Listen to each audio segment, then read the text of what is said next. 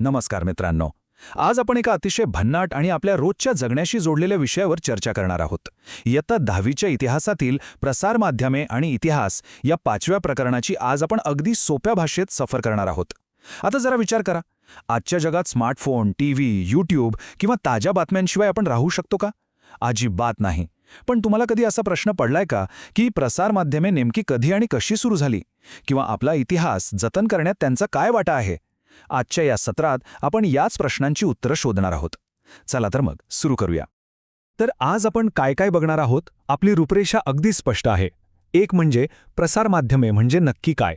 2 प्राचीन काळातील माहितीच्या पद्धती. 3 मुद्रण किंवा छापखान्याचं युग. 4 रेडिओ आणि टीव्हीचं प्रसारण युग. 5 सध्याचं डिजिटल युग. आणि शेवटी प्रसार माध्यमांचा आपल्यावर पडणारा प्रभाव आणि त्यात असणाऱ्या करिअरच्या जबरदस्त संधी. हा प्रवास खूप रंजक असणार आहे. चला तर मग वळूया आपल्या पहिल्या भागाकडे. प्रसार माध्यमे म्हणजे काय? आपण रोज पेपर वाचतो, बातम्या पाहतो, पण या संकल्पनेची नेमकी व्याख्या काय बरं असेल? अगदी सोपी फोड आहे याची. प्रसार म्हणजे माहिती दूरवर पसरवणे किंवा मोठ्या प्रमाणातील लोकांचा समूह.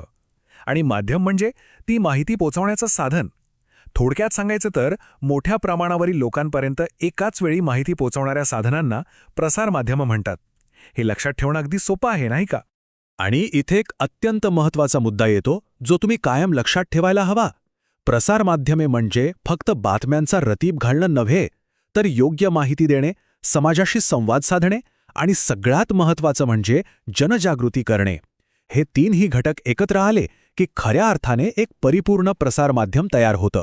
समाजाला जागरूक ठेवणं हे त्यांचं मुख्य काम आहे. आता येऊया भाग 2 वर. प्राचीन काळातील माहितीची साधने. जरा कल्पनेत जा. जेव्हा वीज नव्हती, इंटरनेट नव्हतं, तेव्हा राजा आपला निरोप लोकांपर्यंत कसा पोचवत असेल? बघा, त्या काळी सगळा खेळ तोंडी असायचा. पायरी 1 राजाचा आदेश निघायचा. पायरी 2 एक माणूस घोड्यावरून किंवा पायी गावात यायचा आणि चौकात उभा राहून ढोल वाजवत जोरात दवंडी पिटायचा. ऐका हो ऐका. आणि मग पायरी 3 एकाकडून दुसऱ्याला, दुसऱ्याकडून तिसऱ्याला, अशी ती बातमी वाऱ्यासारखी संपूर्ण राज्यात पसरायची. हे त्यावेळचं माहिती प्रसाराचं सर्वात प्रभावी नेटवर्क होतं. भाग 3 मुद्रण युग आणि स्वातंत्र्य. काळ पुढे सरकला आणि आपण आलो ब्रिटिशकालीन भारतात. आणि तिथेच एका भल्या मोठ्या क्रांतीने जन्म घेतला. ती म्हणजे छापखान्याची किंवा मुद्रणकलेची सुरुवात. आता हे वर्ष नीट लक्षात ठेवा बरं का. 1780. हे वर्ष भारतीय प्रसार माध्यमांच्या इतिहासात सुवर्ण अक्षरांनी कोरलेलं आहे. कारण याच वर्षी जेम्स ऑगस्टस हिकी या आयरिश व्यक्तीने बेंगाल गॅझेट हे भारतातलं पहिलं इंग्रजी वर्तमानपत्र सुरू केलं. परीक्षेच्या दृष्टीने तर हा खूपच महत्त्वाचा मुद्दा आहे. आणि ही समोर दिसणारी यादी पहा. इंग्रजीनंतर भारतात आणि विशेषतः आपल्या महाराष्ट्रात अनेक महत्त्वाची वर्तमानपत्रे सुरू झाली. बाळशास्त्री जांभेकरांचे दर्पण, लोकमान्य टिळकांचे केसरी आणि कृष्णराव भालेकरांचे दीनबंधू. मित्रांनो, ही केवळ वर्तमानपत्रे नव्हती, तर ती स्वातंत्र्य लढ्यातील प्रभावी शस्त्रे होती. ब्रिटिशांच्या अन्यायकारक धोरणांविरुद्ध जनतेला जागे करण्याचं प्रचंड मोठं काम या वर्तमानपत्रांनी केलं. पुढे जाऊया भाग 4 कडे. प्रसारण युग, रेडिओ आणि दूरदर्शन.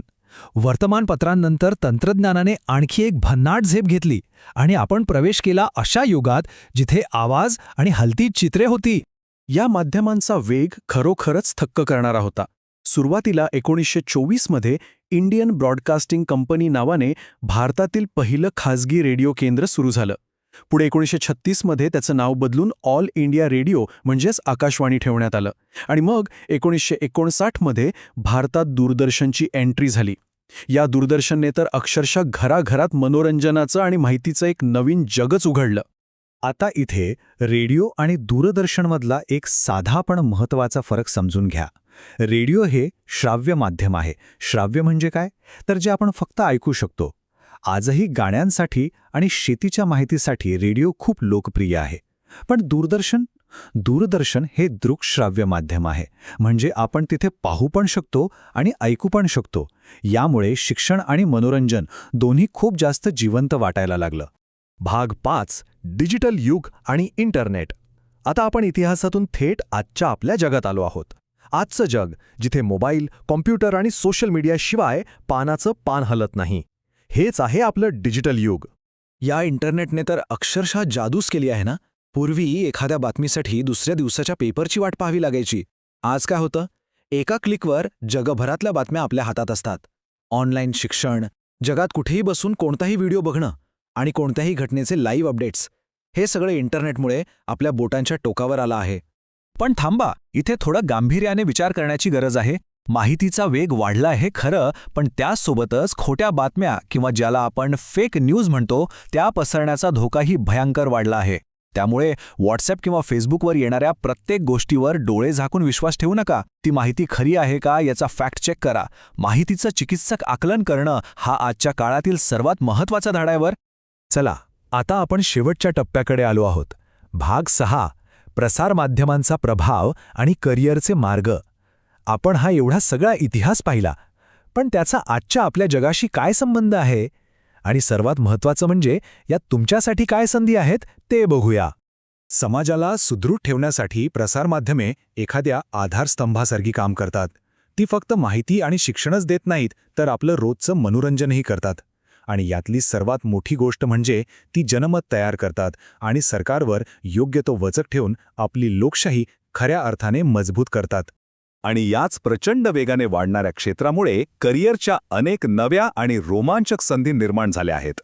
ज्यांना सतत नवीन घडामोडींची आवड आहे ते पत्रकार किंवा डॅशिंग न्यूज अँकर बनू शकतात.